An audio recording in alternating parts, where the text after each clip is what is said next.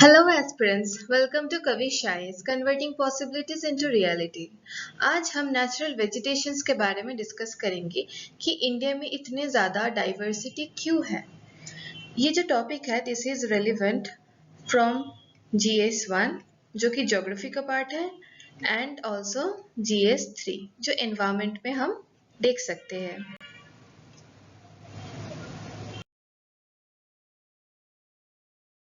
हम इंडिया के natural vegetation के बारे में देखते हैं तो तकरीबन हमें 8 से 9 प्रकार के नेचुरल वेजिटेशंस मिलता है यहाँ पे, जैसे कि moist deciduous forest, wet evergreen forest, semi evergreen, dry deciduous, thorny vegetations, alpine forest, temperate forest, coniferous forest, ऐसे बहुत सारे हमें डिफरेंट तरह के नेचुरल वेजिटेशन हमें मिलता है।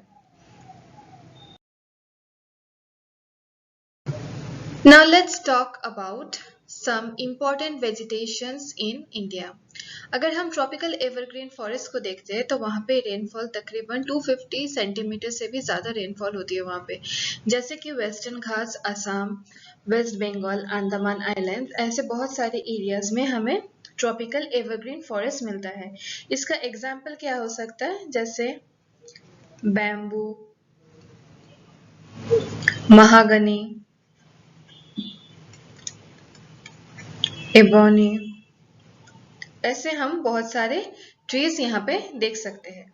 अगर हम ट्रॉपिकल मॉइस्ट डिसिड्यूस के बारे में बात करते हैं तो वहाँ पे रेनफॉल 150 से 200 सेंटीमीटर के बीच में रहता है।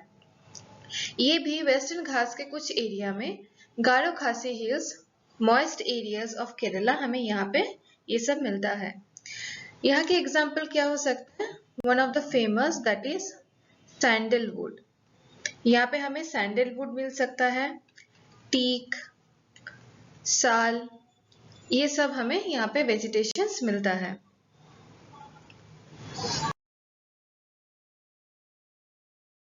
थॉर्नी वेजिटेशन के बारे में बात करते हैं तो वहाँ पे रेनफॉल 20 से 60 सेंटीमीटर के बीच में मिलता है। इसका मतलब कि यहाँ पे बहुत ज़्यादा स्कार्सिटी ऑफ रेनफॉल देखने को हमें मिलता है, जैसे कि महाराष्ट्र, मध्य प्रदेश, तमिलनाडु, यहाँ पे कैक्टस लाइक वेजिटेशन हमें मिलता है, थॉर्नी वेजिटेशन। अगर हम ट्रॉपिकल ड्राई डिसिड्यूस की बात करते हैं तो वहाँ पे रेनफॉल 75 से 125 सेंटीमीटर के बीच रहता है। लोकेशन अगर हम देखेंगे तो वहाँ पे हरियाणा, पंजाब, यूपी, महाराष्ट्र, मध्य प्रदेश, तमिलनाडु के कुछ पार्ट और कर्नाटका। अगर हम ट्रॉपिकल ड्राई डिसिड्यूस के कुछ प्लांट्स के बारे में बात करते हैं तो उसमें आता है नीम, एग्जिल, खैर, ये सब प्लांट्स हमें ट्रॉपिकल ड्राई डिसिड्यूस वेजिटेशंस में मिलता है। Now let's talk about temperate coniferous trees. Temperate coniferous trees का रेनफॉल का अगर हम देखेंगे that is from 30 to 90 centimeter and it is found in some parts of Himalayas, Arunachal Pradesh, Sikkim. It means it is found only in mountainous regions. यहाँ पे coniferous क्यों होता है, because of snowfall. Snowfall की वजह से इन लोगों का जो ट्री का शेप है that is coniferous. अगर हम एल्पाइन वेजिटेशन देखेंगे तो एल्पाइन वेजिटेशन भी हिमालयस के पार्ट में ही पाए जाते हैं। उसका मिनिमम एल्टीट्यूड है 3500 से उससे भी ऊपर तक हमें एल्पाइन वेजिटेशन मिलता है। एक फेमस एग्जाम्पल है इसका that is rhododendron.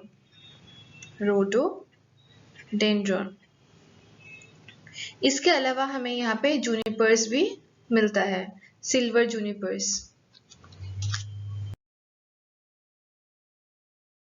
Global warming के वजह से जो साइक्लोन्स इतना ज्यादा आ रहा है, इसके लिए तो आप मैंग्रोव्स के नाम तो सुने ही होंगे। तो जो मैंग्रोव्स है, mangroves are under swamp forest, इसको हम क्लासिफाई करते हैं स्वैम्प फॉरेस्ट के अंडर। ये वैसे एरियाज में ग्रो होता है जहाँ पे जो एरियाज बहुत ज्यादा वेट एंड मार्शी होता है, मतलब दलदली मिट्टी वाली। These are areas which are found near delta of river, जैसे कि गंगा, ब्रह्मपुत्र। ये जो सुंदरबंस है that is known as a swamp forest. इसका जो vegetation है that is under swamp forest.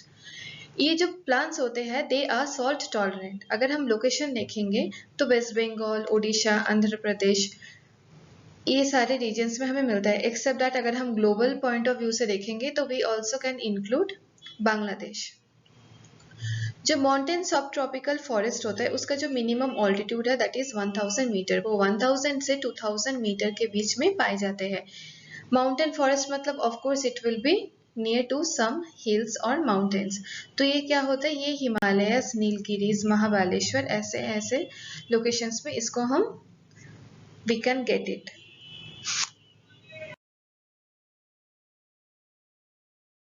Before moving further, we would like to inform that we have two centers in Kolkata, North Kolkata and in South Kolkata, where we provide classroom courses in both offline and online mode. Study materials are provided to our resident students. इसके अलावा prelims and mains perspective में जितने भी facilities चाहिए, जैसे कि monthly magazines, newspaper analysis, essay writing, answer writing classes, ये सारे यहाँ पे प्रोवाइड होता है। If you want you can also book for personalised mentorship. We had already discussed about diversity in natural vegetation. अब हम डिस्कस करेंगे कि कौन कौन से फैक्टर्स रिस्पॉन्सिबल है इतने ज्यादा वेरिएशन के लिए। For example topography, monsoonal winds की जो इन्फ्लुएंस होती है, टेम्परेचर की variation, climate variations and soil composition में जो वेरिएशन हमें देखने को मिलते हैं उसके बारे में हम डिस्कस करेंगे।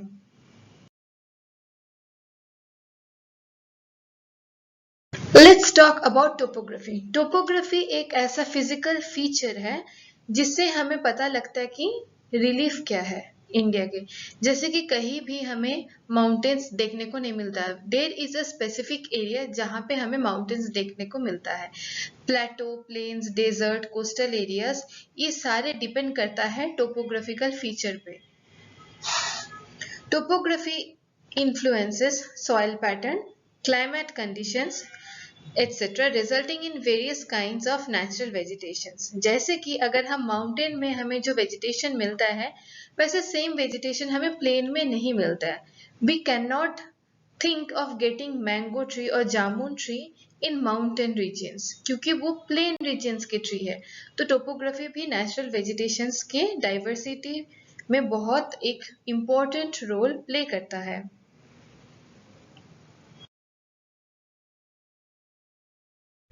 Now let's talk about monsoon. Monsoon in India is classified into two categories. One is southwest monsoon, another is retreating monsoon. Southwest monsoon में ही इंडिया का सबसे ज्यादा रेनफॉल साउथ वेस्ट मानसून से होता है। ओके, द एयर जो air currents होता है वो यहाँ से मूव होता है from southwestern region. That's why we are calling it southwest monsoon. जो retreating monsoon है इसको भी कभी कभी हम नॉर्थ ईस्टर्न मानसून भी बोल देते हैं।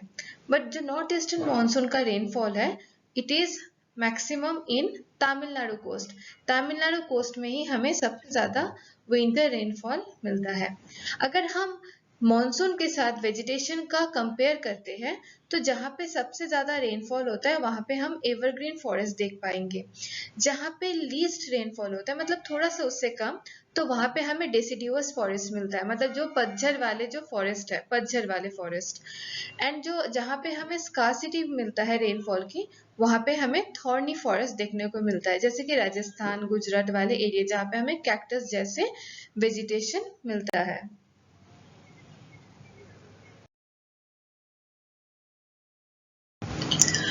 Talking about subcontinent of India, we have lots of temperature variation. Temperature के बहुत ज़्यादा हमें वेरिएशन देखने को मिलता है अगर हम पूरे इंडिया के टेरिटरी को देखते हैं।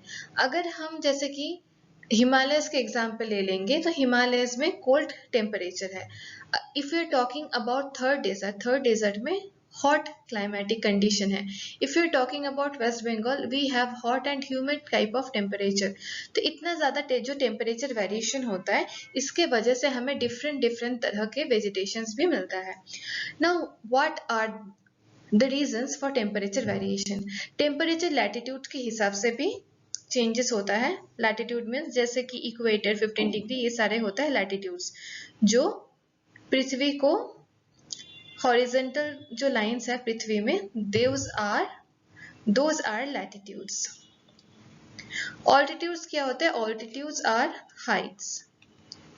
जैसे कि अगर हम केरला का एग्जाम्पल लेते हैं, साइलेंट वैली नेशनल पार्क जो फेमस है केरला में, तो if you go to the Nilgiri hills having cold climatic condition.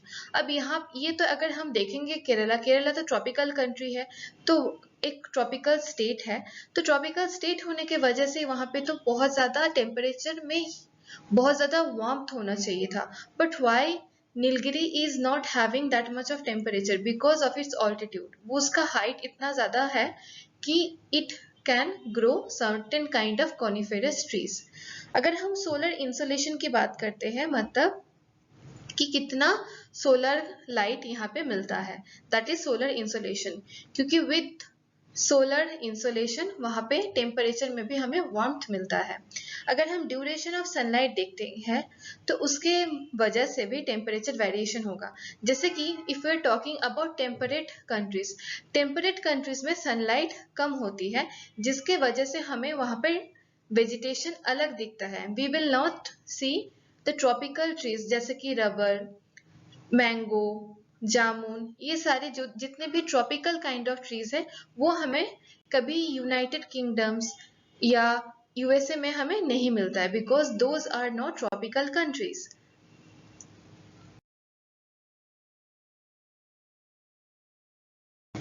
Temperature variation is also responsible in climatic variation. Temperature का एक बहुत ही इंपॉर्टेंट रोल होता है क्लाइमेट का निर्धारण करने में।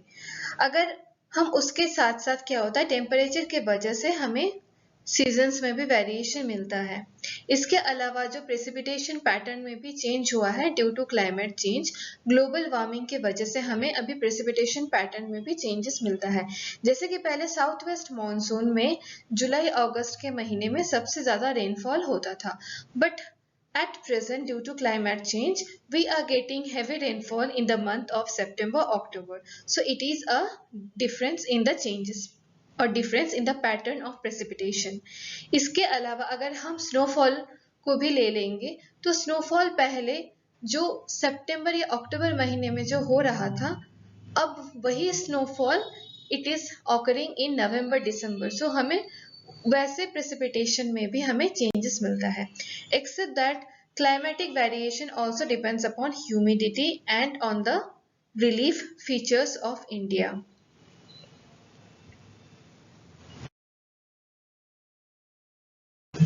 सॉइल कंपोजिशन के ऊपर भी वेजिटेशन का वेरिएशन हमें देखने को मिलता है। जैसे कि एलुवियल सॉइल हमें उसी एरिया में मिलता है जहां पे रिवर्स है। फॉर एग्जाम्पल गंगा, ब्रह्मपुत्र, गोदावरी, ये जितने भी एरियाज हैं they are having alluvial soil. तो एलुवियल सॉइल में हमें देखने को मिलता है कि राइस, कभी कभी हमें व्हीट मिलता है, राइस एंड व्हीट। ये जो एरियाज है these areas are specifically for rice and wheat. तो ये एरियाज में हमें कभी भी कैक्टस जैसे प्लांट्स नहीं मिलेंगे। Now when we talk about arid soil, जो कि राजस्थान गुजरात वाले क्षेत्र में हमें मिलता है, तो एरिड सॉइल में we can not think of growing rice, क्योंकि राइस के ग्रोथ के लिए हमें बहुत ज्यादा वाटर चाहिए। And in arid soil moisture content is very low, moisture is very low. अगर हम लैटराइट सॉइल की बात करते हैं तो लैटराइट सॉइल कैसे फॉर्म होता है? Because of high temperature and heavy rainfall. इसके लिए हाई टेम्परेचर चाहिए और हेवी रेनफॉल चाहिए, then only we can form laterite soil. अब ये जो लैटराइट सॉइल है these are rich in iron and aluminium. जो एल्यूमिनियम होता है, एल्यूमिनियम यहाँ पे लो कंसेंट्रेशन में होता है और आयरन यहाँ पे हायर कंसेंट्रेशन में होता है। अगर हम ब्लैक सॉइल की बात करते हैं which is also known as regur, it is A common question comes that which kind of crops is grown. तो एग्जाम्पल क्या है? कॉटन। बहुत ज्यादा ये फेमस क्वेश्चन है, हर एक पीएससी क्वेश्चन में, हर एक स्टेट पीएससी के क्वेश्चन में ये पूछा जाता है। अगर हम रेड सॉइल की बात करते हैं, रेड एंड येलो सॉइल, इसमें भी हमें हेमाटाइट मिलता है। हेमाटाइट के वजह से यहाँ पे ये रेड एंड येलो कलर हमें देखने को मिलता है। इसके अलावा अगर हम फॉरेस्ट सॉइल की बात करते हैं, forest soil is acidic in nature और यहाँ पे हमें ज़्यादा से ज़्यादा कॉनिफेरस ट्रीज हमें यहाँ पे मिलता है। जितने भी जूनिफर्स है, कॉनिफेरस ट्री है जैसे कि पाइन, साइकस, ऐसे सारे ट्रीज में हम देख पाएंगे। सो ऑफ कोर्स सॉइल की जो कंपोजिशन है, जो डाइवर्सिटी है, वो भी कहीं ना कहीं हमारे वेजिटेशंस के डाइवर्सिटी में एक इम्पोर्टेंट रोल प्ले करता है। Till now we had already discussed about natural vegetations. हमने अभी तक देखा है कि इंडिया में कितने ज़्यादा डाइवर्सिटीज है नेचुरल वेजिटेशन में. Along with it we had also seen about the causes or the factors of this variation, जैसे कि रेनफॉल पैटर्न में changes, climatic changes, seasonal variations. Along with it we had also seen about soil composition में changes. तो ये सारे changes के बारे में हमने already discuss कर लिया. Now we will also discuss about biodiversity hotspot which is also related to this topic of natural vegetation. अगर हम इंडिया की बात करते हैं तो इंडिया में टोटल हमारे पास 4 बायोडाइवर्सिटी हॉटस्पॉट है. One is Himalayan region. Himalayan region में जो बायोडाइवर्सिटी हॉटस्पॉट है. One another is Indo Burman region. Then western Ghats and Sundaland. Sundaland is in Andaman and Nicobar islands. यहाँ पे हमें सबसे ज्यादा स्पीसीज की रिचनेस दिखते हैं. ये जो स्पीसीज डाइवर्सिटी है, we get maximum richness in this areas. You will find this video helpful in your preparation for geography as well as in environment. For more videos, subscribe to our channel. Thank you.